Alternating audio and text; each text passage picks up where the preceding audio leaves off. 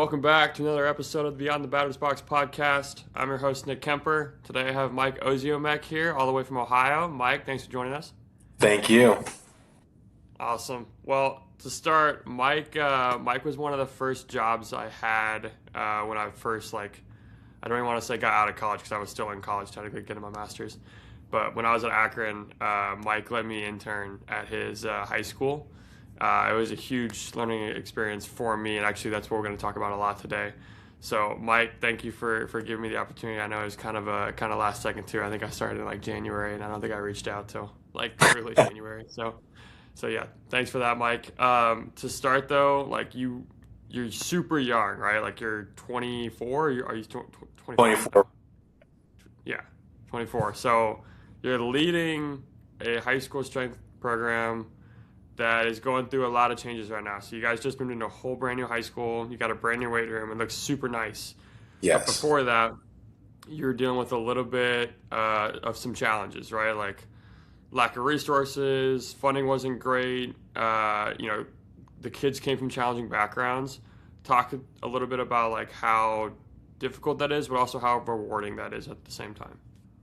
Yeah, a lot of our kids come from low to middle class around Cuyahoga Falls, so we're not getting the best athletes, the most rich families. We're getting probably, I don't want to say the scraps of the community, but we're getting lower end type people.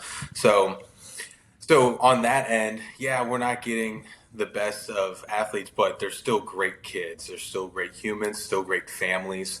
Um, But yeah, going into a high school with a low income, there's a lot of struggles, but we have to get creative with a lot of things.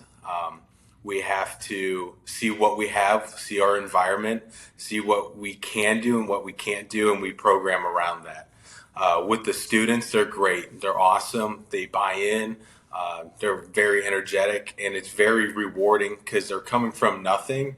And when you give them something that they can put their pride and they truly love, it makes it more that rewarding to get them out of the high school realm into the collegiate realm. Do you have anybody that works underneath you right now? We do not, but I'm expecting two or three interns in the summer. So we will have people coming into the program. That'll be nice. When you have that, you're young, you're 24, you don't have anybody that works underneath you. It's kind of all on your own. So who do you lean on then when you need help? Who are your mentors? Who do you kind of look for advice when stuff doesn't go to plan? So I go back onto my own mentors where I learned from. So guy down the street, Matt Redmond, he's at Walsh Jesuit High School. He's what inspired me to do this job. And if I have a question, he's already a phone call away, or I can just drive up the street, stop by, knock at his door, and he'll open up his weight room for any questions I need. Or another guy who I just recently met a few years ago, Nick Cook at CVCA, Cuyahoga Falls Valley Christian Academy. He's also very welcoming. If I need any help, he'll mentor, give me ideas if I need anything.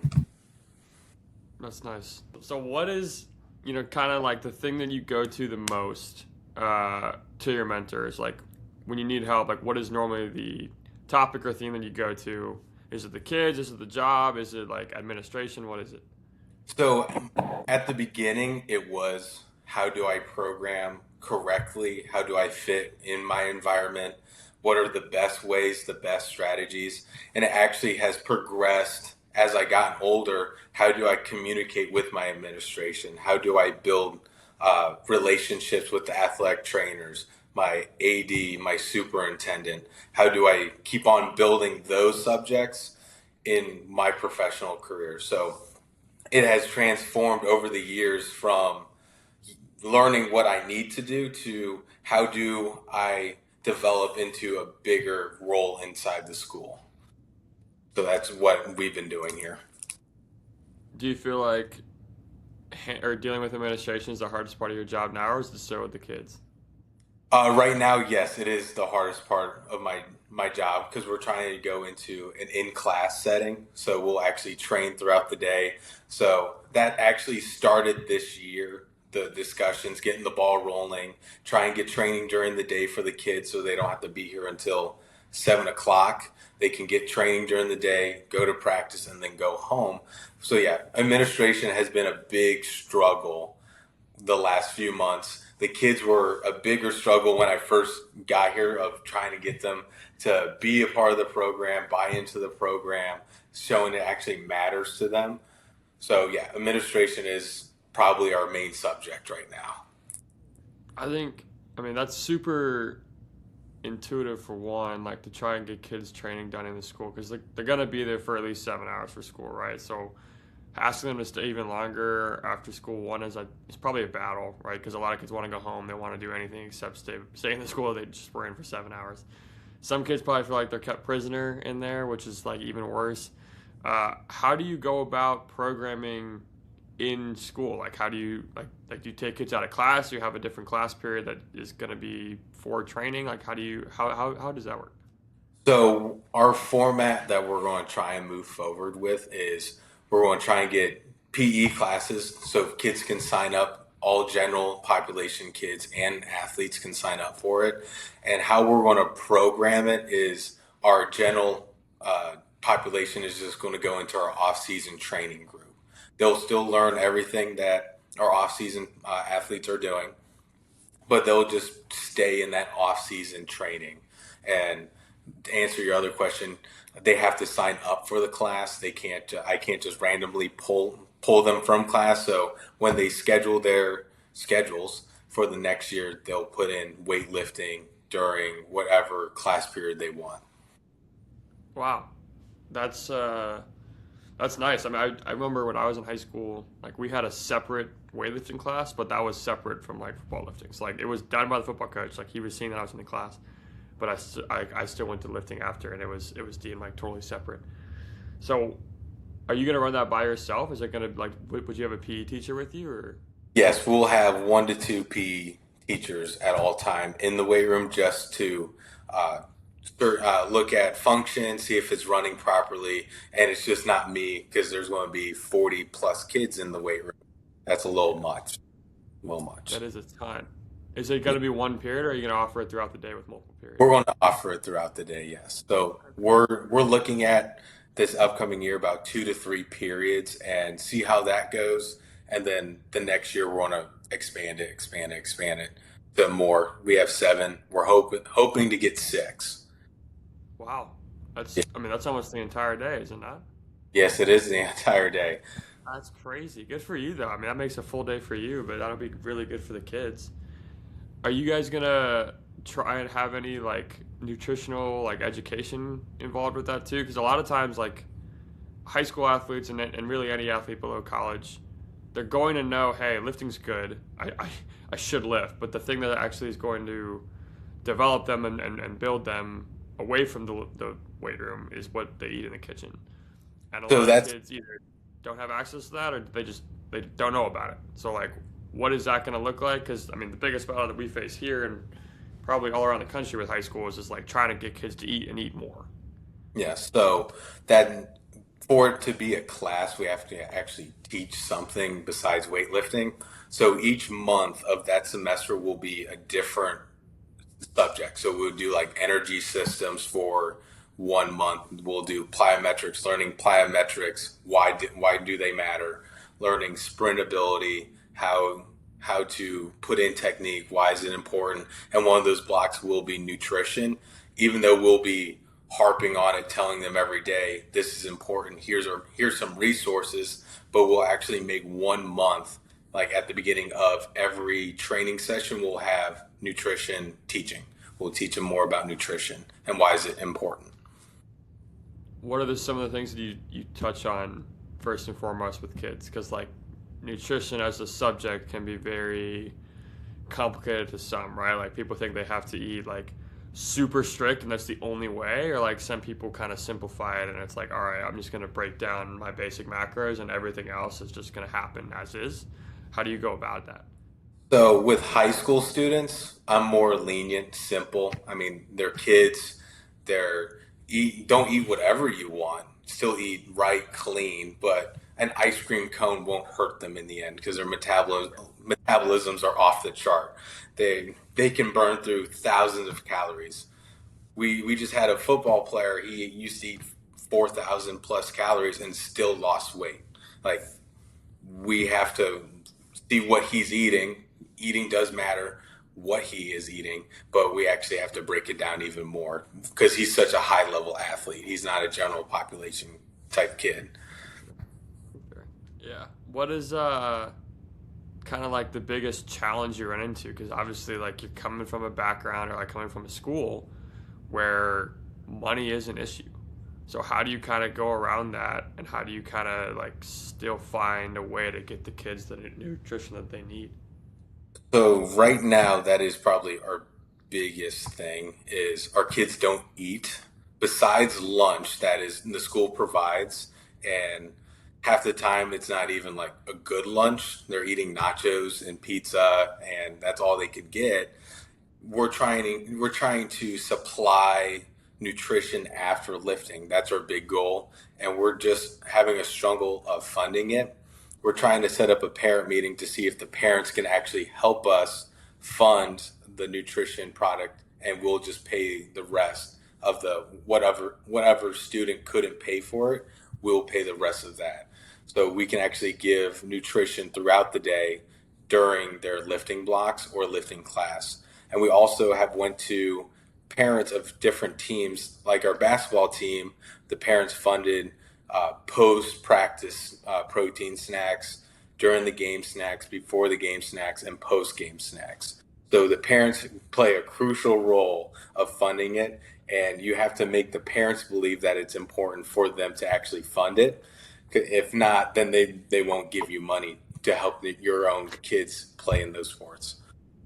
For sure. Yeah, parents. I mean, they're the drivers really with youth sports, especially with everything being super monetized now. Like it almost feels like if you come from a tougher background, like it's going to be hard to basically compete with people that don't, just because everything is super dependent on finances. And I mean, you need a ton of money basically to play just about any sport now. I remember when I was a kid, they used to call like, football and basketball were generally sports that like you didn't need a whole lot to come from, just because like all you needed was just like cleats and a ball, and like everything else is going to be school funded. But now with everything else basically costing more money, equipment, travel, the games, the referees, everything, it becomes super dependent on finances. And there are some sports, baseball's one of them, cheer and dance is another, gymnastics, that cost tens of thousands of dollars a year to basically play, the travel, the select, the competitive teams, and travel all around the country. I mean, I've told the story a few times, but when I was a kid, I had a friend who had two sisters who did cheer and dance competitively, and their parents told my parents that like roughly a year they spend like anywhere from $30,000 to $40,000 just on cheer. And like my dad was blown away. Like my dad was a history professor, still is. Like that was an insane amount of money to be spending on one sport, let alone like for a lot of other things too that we could have spent the money on. And I just think about how like nowadays it's getting even tougher. What do you do to kind of raise money? Because it can't probably just be parents. It's got to be community driven. You got to probably go out into the community and find sponsors, donors, whatever. Like, what is that process like? So our administration does a great job with getting donors. Our athletic director does an amazing job talking to people, shaking hands, getting money for us. We had a big donation for our weight room. That's the only reason why we even got it. So very thankful for that. Dante Friga, I'll name drop, but he donated a ton of money for our strength and conditioning program. So yeah, going out, showing face, showing you truly care, that also helps because then they actually can put a face to the person asking for money. We've went to the Chamber of Commerce in Cuyahoga Falls. That's a big one. They've donated some money, and we actually went to the people who supply our athletic training tape, athletic training powder. So we're a big Powerade school. So it's Coca-Cola, and we actually went to Coca-Cola and said, "Hey, can we get deals on protein shakes?" So they're doing a deal with us right now. We're going to see if we can make it work. But yeah, going out into the community, running different. We go lift-a-thon, so that helps us run money. We do T-shirt sales. We make T-shirts through a business class that we have in Cuyahoga Falls. So we get money through different types of fundraising events, going to people, shaking hands, seeing if they can help us out. So yeah, we do have different methods that we try. Nice. Yeah, it definitely takes a village for sure. That saying definitely rings true. Mhm. Do you think that there are actually like ways that limited resources can actually benefit you guys, like kind of have that chip on your shoulder mentality?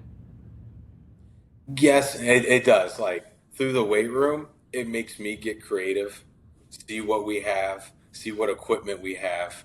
Uh, it makes a challenge on me. I love challenges, so it makes me think, what do we have in our space? How can I make these kids better today? And with a chip on our shoulder, yes, like we go play a richer school. Hey, we're hard, we're tough, we're blue neck, blue collared kind of deal. We don't have all the fancy equipment, we don't have the fancy facilities. It does put a chip on our shoulder when we go face those higher end teams that look down on us. They count us out already. So with the limited resources, then like with you having to get creative, like what are non-negotiables in terms of like what do you have to have to basically still develop the players that you want to develop? That's hard. So one, of course, you need weights, benches, barbells, all the initiative, but you need. I think the biggest thing, you need kids to buy into the program that you're trying to sell. Like if it's just dumbbells and we just have a jump mat, we can do a lot. We can do a lot with that. If I just have a jump mat, we don't have to have all the fancy wires. We can go straight simple programming, and but you need kids to buy into what you're trying to sell. That's the number one. I think any program needs. You need kids to buy in, and everything will go great. Do you kind of lean, or do you have leaders in the weight room right now that kind of help you with the buy-in process? Like, when I was there, it was Cyrus was the main guy. Like, he was the big dude that kind of like brought everybody together. Do you have guys now that kind of bring in the freshmen or bring in the younger guys or bring in the guys that maybe are kind of on the outskirts, maybe are tiptoeing the line of buying in and buying out? Like, how do you lean on your players to kind of facilitate that? So I lean on four main players. We have Ed, Tony, Yuli, and Josh. And I know you know those names All of very well. those guys. We lean on them heavily. Like if I can't coach, or I if my eyes aren't open, I'm with a freshman or an eighth grader, trying to coach them up, trying to fix their technique. I already know when I turn around, Ed's having everybody move. They're jogging to places. They're working hard. They have intensity. He's rah-rahing them up. He's trying to get them going. Or if I need anything set up, I can go to Yuli because I know he's a perfectionist. Hey, Yuli, I need these lasers at 30 yards. Can you do that for me? It's yes, coach. Yes, I can. While I go and get the other team.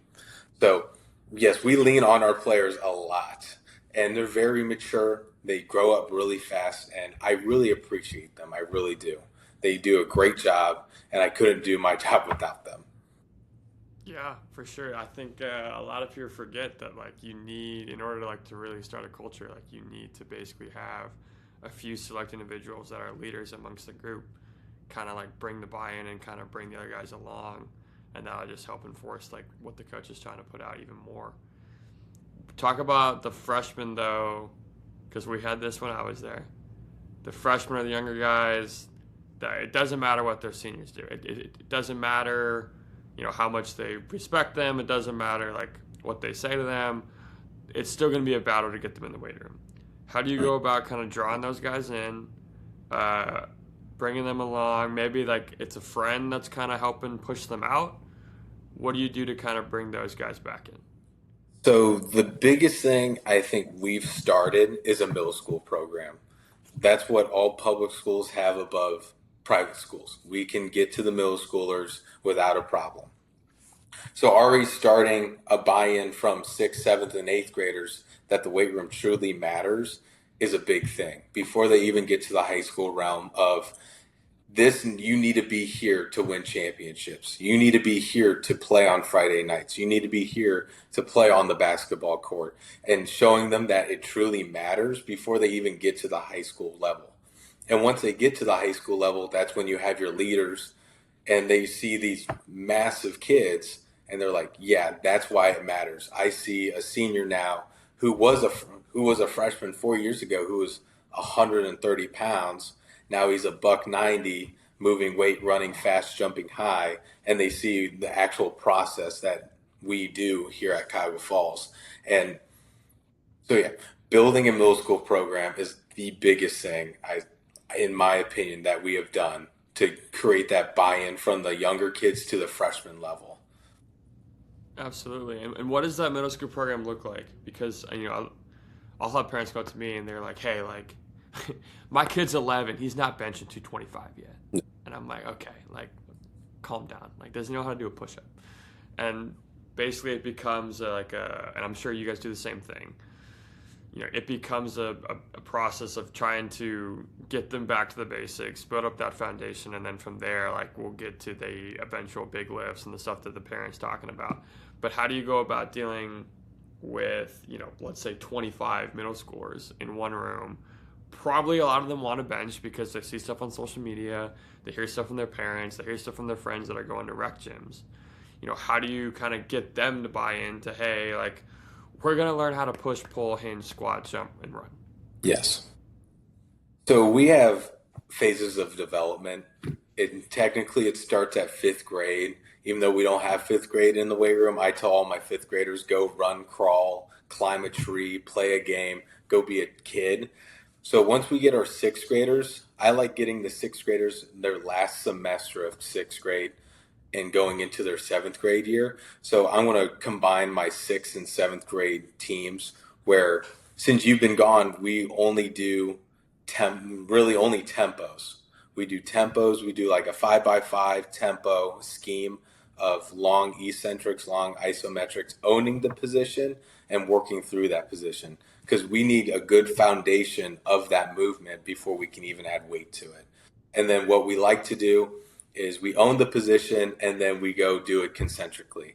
So which is, say we're doing push-ups. We'll do a 5x5 on eccentric push-ups, and then we'll let you go bench press. Once we get there to that moment where we're teaching the bench press, we'll do eccentric bench or push-ups, and then we'll go bench. So we'll work on that concentric movement right after. So we're giving them a little bit of, hey, you're benching. You're doing what you want, but we're tricking them into doing what we want. So working on owning the position, working at the position. And we also have this saying that I bet you've heard so many times. We're going to do the boring and simple things savagely well. So we do I've that actually with, never heard. yeah, we do the simple things savagely well. We got to do it well. So our sixth and seventh graders, we do tempos. We might do a 3x8, 3x6, 3x4, and work our way up to our end of our seventh grade year where we're doing triples maybe.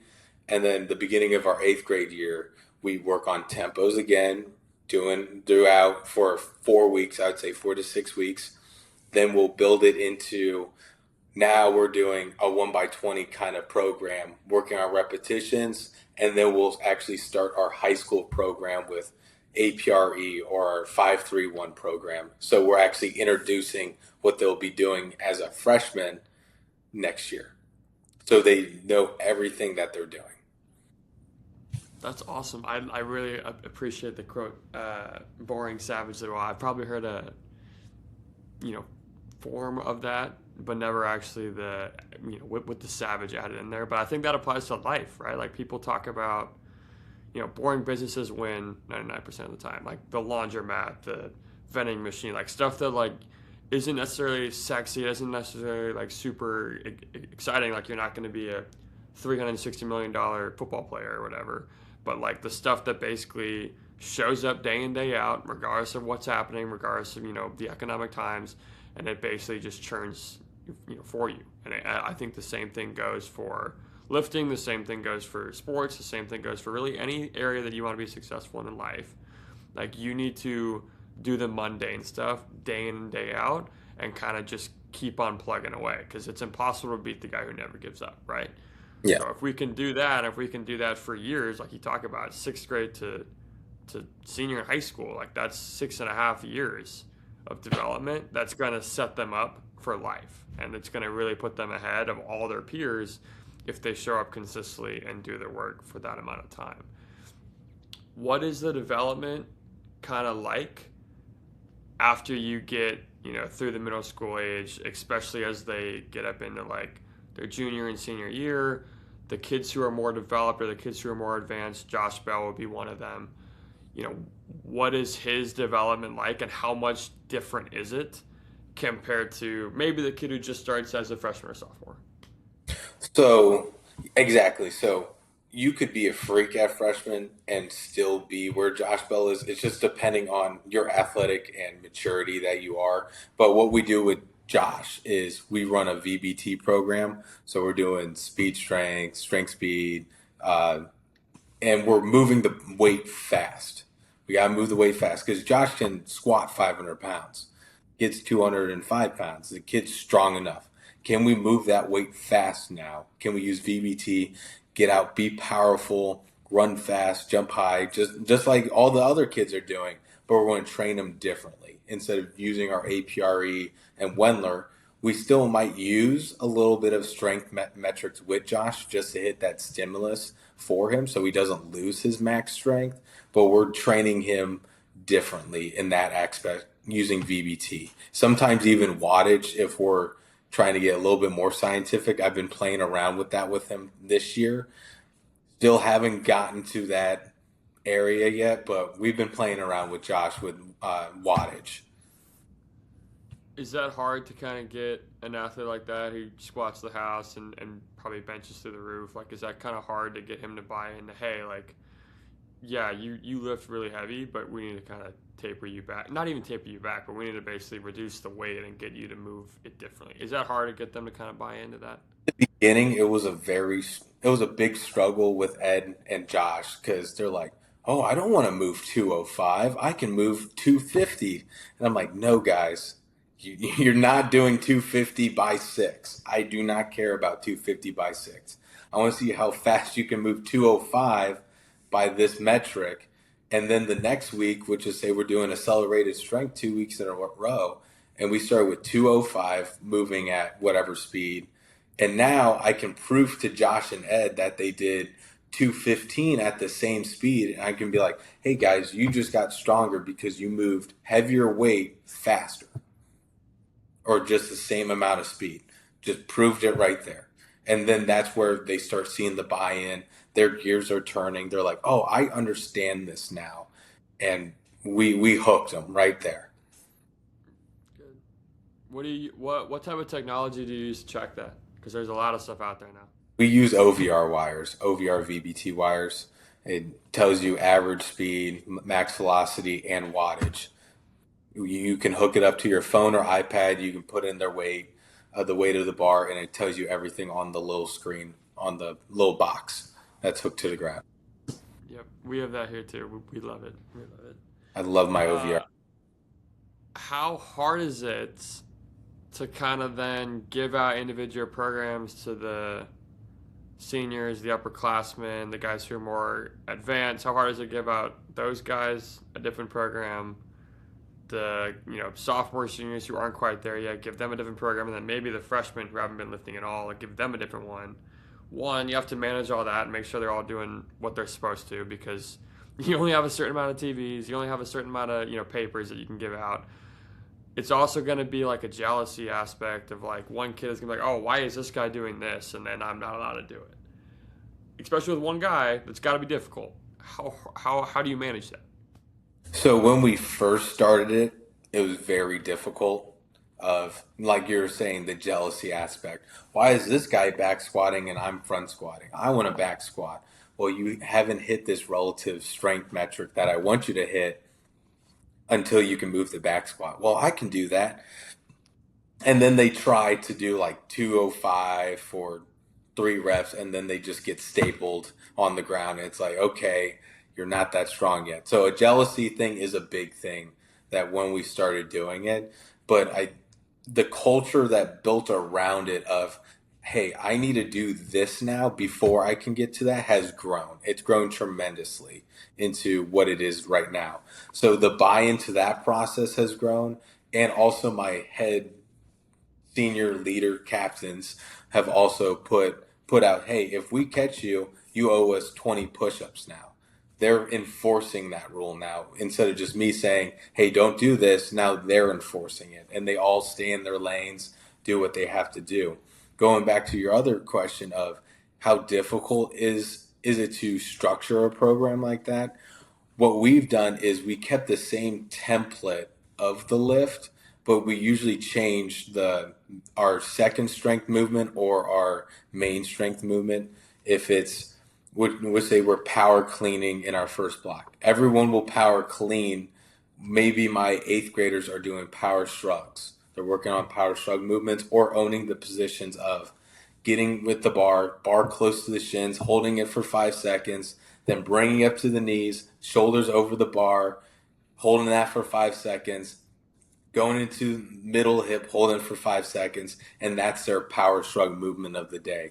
So we have the same lifts throughout the whole time, but different variations. So, like you were saying with our freshman group, they might we had a kid, not going to name drop him, but he couldn't goblet squat. Then we moved to PVC squat. He couldn't be in PVC squat. So we actually went to literally sitting on a chair and standing up and leg pressing. And until he got to that moment, then he goblet squat. Then he's actually a front squatter now, believe it or not. So he front squats. So actually putting in progressions and regressions throughout the lift helps, and knowing and the athletes knowing what variation they're using helps me a ton. And having individual programs on our Tolly tracker, that's the program we use, is you can sign in and I can already put you in groups of what's your main movement for that day. So you'll see Nick Kemper, oh, I'm goblet squatting instead of back squatting or front squatting. And I can have Ed sign in and he's back squatting and he has all his VBT metrics already set out in front of him. We've actually had racks in our new facility. One kid was zombie squatting, one kid was front squatting, and then you had Ed using VBT all on one same rack. And they worked well. I was shocked it worked well, but they worked well. They changed the weights, they moved efficiently, but they bought into that process. That's awesome. That is super. One, like it shows the level of care that you have because you didn't just give up at the kid who couldn't front No. squat, who couldn't PVC squat. Like I think a lot of coaches now it's just like, shoot, man, like that's all I had in the chamber for you. If you can't do that, like good luck. And like that is a disservice to the kid. So props to you for sticking with that guy. He probably loves you for that. If he does it now, he will later.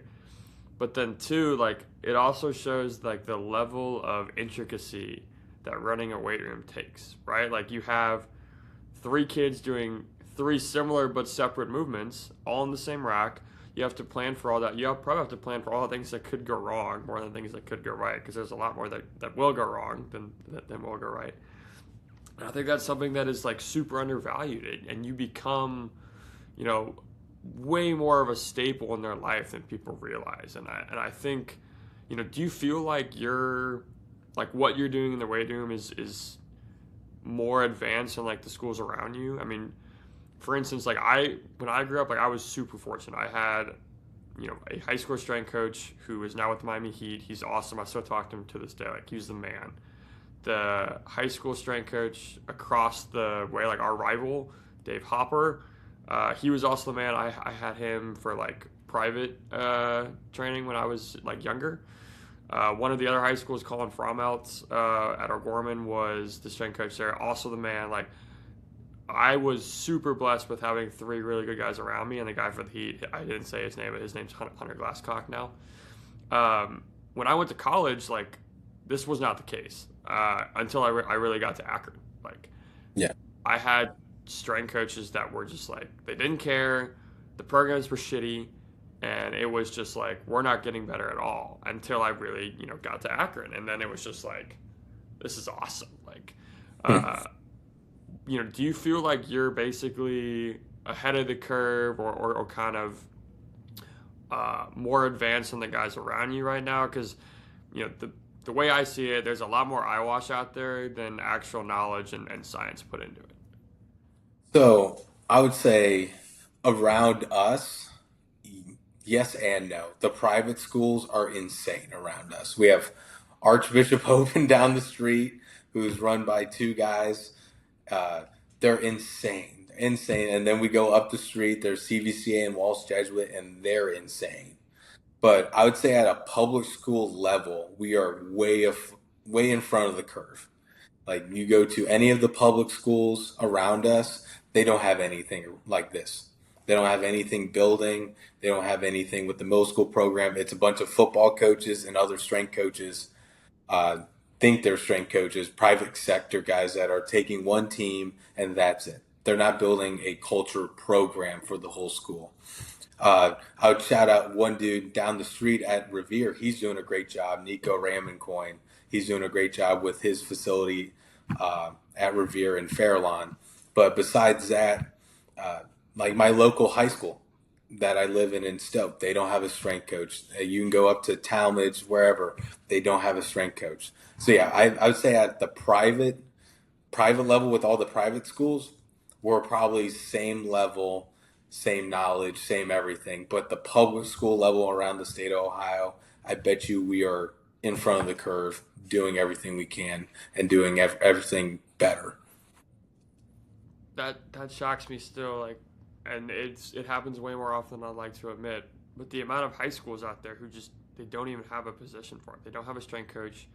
It's going to be run by probably the football coach or a PE coach, and like his level of knowledge varies drastically. Like he could be somebody that he doesn't necessarily have like the certifications or degree, but you don't necessarily have to have that to be a good coach, and he knows what he's talking about. Or you can have the guy who thinks he knows everything because he was really strong and played back in the day, and as a result, like he's going to do things the way he sees fit, and whether or not that's the right way or not is up for interpretation. But the amount of times I think that we take it for granted what or the value that a high school strength coach brings to the table, not just in our years in high school, but also years down the line. I mean, there's probably studies out there. In fact, I think there is. I can't name them right now. That shows basically the kids that had a fully functional and organized strength program in high school, run by a guy who was paid to do that, their health later down the line was better than the kids who didn't, because they were able to get into something at a young age, feel kind of the results, see them, get addicted to it in a good way, and then carry it on with them after they left high school.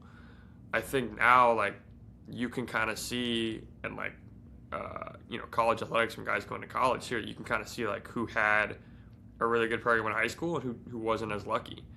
Uh, is there like a way that you can kind of, and I know you're busy, so I'm not saying that you need to do this by any means, but is there almost like an obligation or like a way to kind of go out into the community and kind of like educate people and see like, what other people are doing and kind of like guide them in the right direction? So, in going out into the community, like we hold strength and conditioning camps.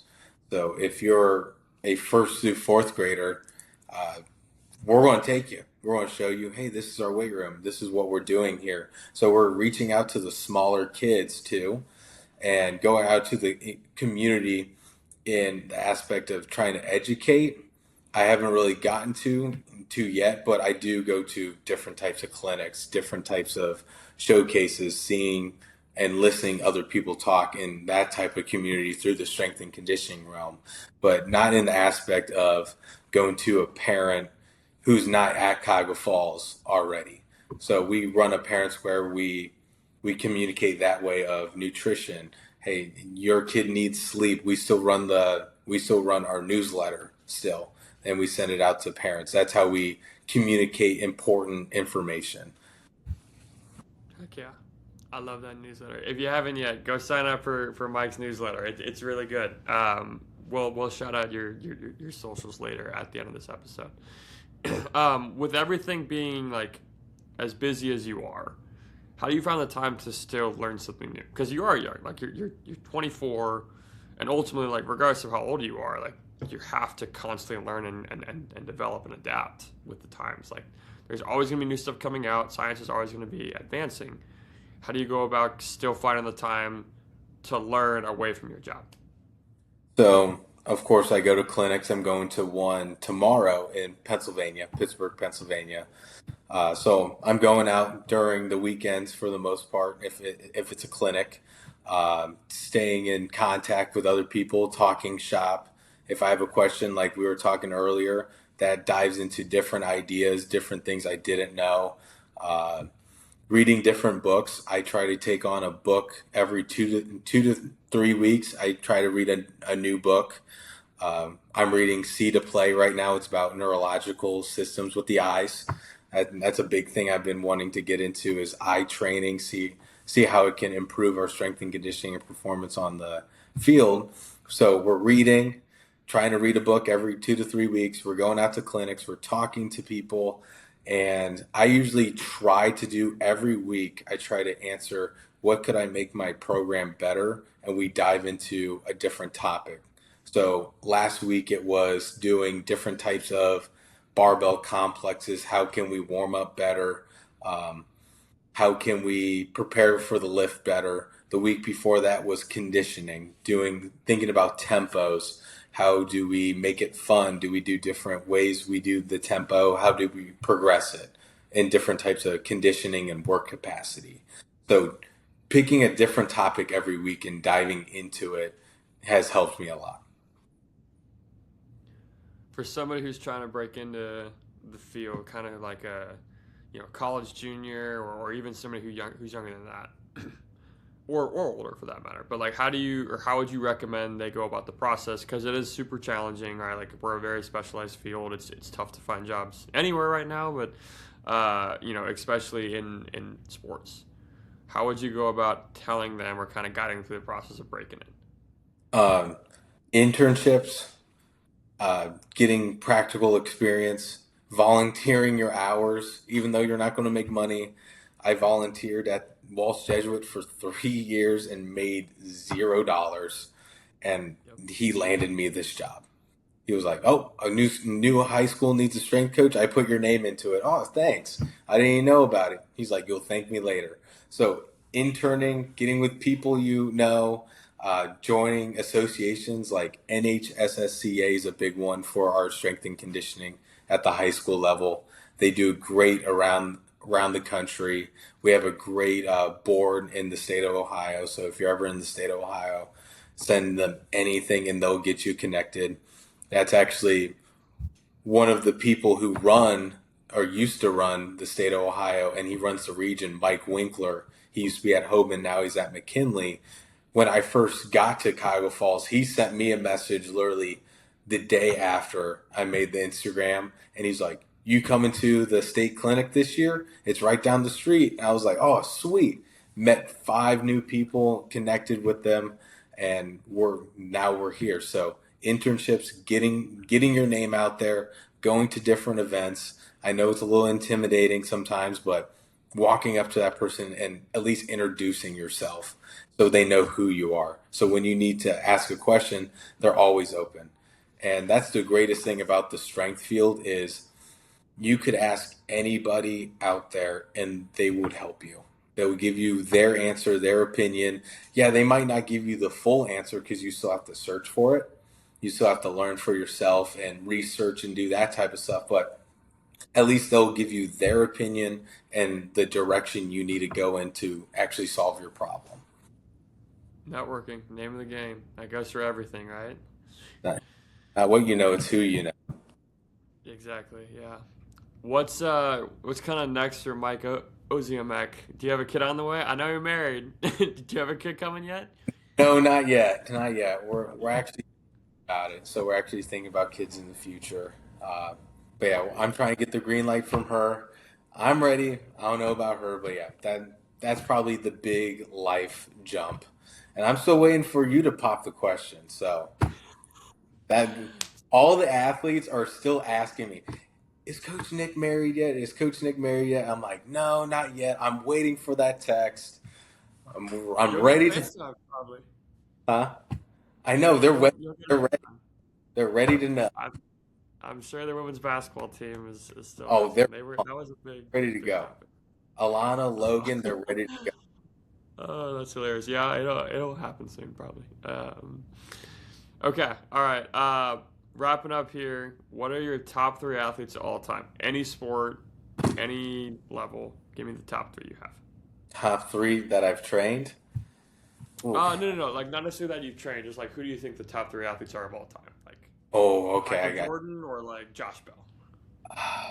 Josh Bell's up there. I really like Josh Bell. I would say my favorite athletes of all time has to be Joe Thomas, Brown legend from Ohio, from Northeast Ohio. Has to be Joe Thomas is one of them. I love Drew Brees. I grew up a Saints fan. If you didn't know that, love the Saints. Love Drew Brees. Uh, and I love Peyton Manning because when he beat Tom Brady, I really enjoyed it. So Yep. Peyton Manning, Drew Brees, Joe Thomas are my All top football guys. all football guys. I guess that makes sense because you played football, so I played. that makes sense. And if we're Awesome. going to go Okay. out, baseball player Ken Griffey Jr. Yep. I love That's a watching him. great guy, especially me being up here now. Everybody loves Griffey around here. He's like God. Awesome. All right, Mike. Well, thank you very much for coming on. This is the Beyond the Batter's Box podcast with Base by Pros. I'm your host, Nick Kemper. We'll see you next week.